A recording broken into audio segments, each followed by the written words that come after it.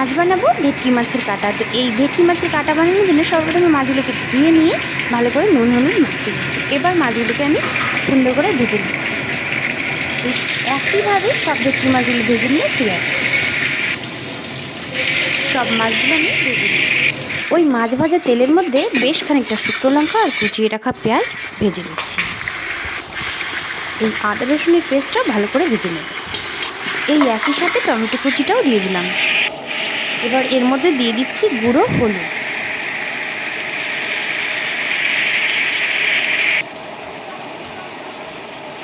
একটু কষিয়ে নিয়ে এর মধ্যে দিয়ে দিলাম জিরা পাউডার পরিমাণ মতো।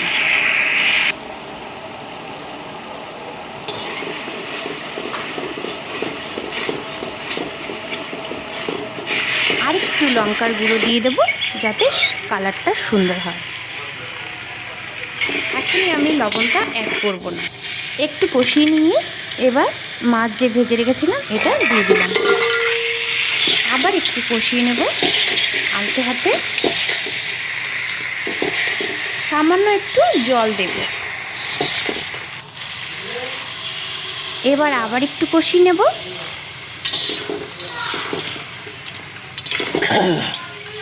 এবার এর মধ্যে দিয়ে দেবো একটু গরম মশলা। আবার একটু রান্না করে নেব এই কাঁটাগুলোকে ভালো করে। আমি মাছের মধ্যে এতটা নুন দিয়েছিলাম যে পরে আর লবণ দেওয়ার দরকার হয়নি। এই ছিল আজকে সহজ একটি রেসিপি।